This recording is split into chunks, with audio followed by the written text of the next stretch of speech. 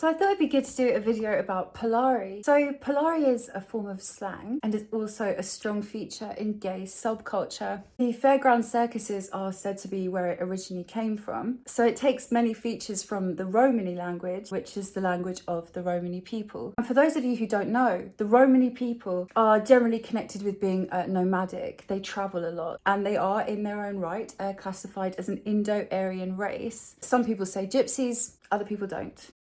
Slang, so something that has fallen into use among kind of generally speaking minority groups, usually indicates a strong community bond and maybe even the need for privacy from larger language groups by virtue of their own lexemes, the words that they use being somewhat unintelligible and secret. Keeps things private from hostile groups such as undercover policemen, etc. So, some Polari words and phrases. Well, you've got buona, which means good, and some of you might recognise that from, well, buona, Italian word meaning good, and that's effectively what it means in Polari, good. F is a Polari word, which many people will recognise. In Polari, it actually meant kind of bad, but it's kind of fallen into English usage meaning kind of tacky or tasteless. Trade means sex, vada means see, omi means man, and nanti means no or not. I'd like to cite here the 1890 dictionary entry for rosa, which many British English speakers who are watching will recognise as a term for policeman. If the Rosas was to see him in bona clobber, they'd take him for a gun. If the police were to see him dressed in a fine manner, they'd know him to be a thief. That's basically what that means. Clobber obviously being clothes and gun meaning thief, which I haven't actually heard before.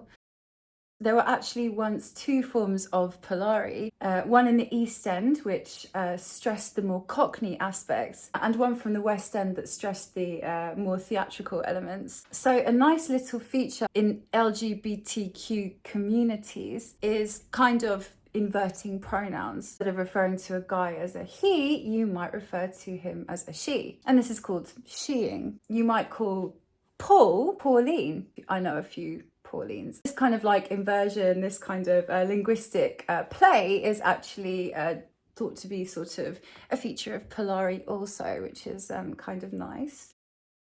A number of words from Polari have entered mainstream slang, and I'm going to talk about some that are in general use. So you've got blag, butch, camp, parsi, cottaging, hoofer, mince, ogle, scarpa, slap, strides, tod, trade, and queen. So yeah, you can kind of definitely get the influence of the gay subculture usage here.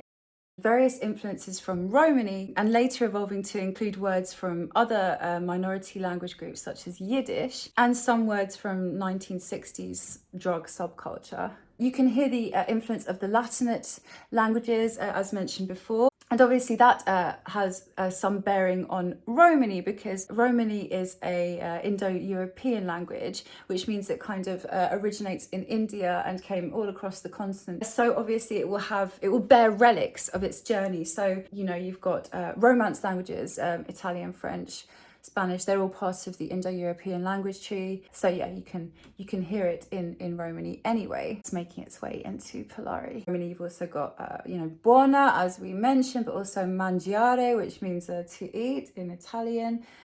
Some nice phrases from Polari include buona dish, which means nice arse, dish being bum. Really famous Polari phrase is bona tu vada your dolly old eek, which means nice to see your familiar or welcome face. Dolly meaning sexually attractive or available. And eek, which means face, is actually what's known as back slang. So instead, it's actually face. It's actually a contraction of face spelt backwards. ECAF is face, kind of pronounced backwards, kind of.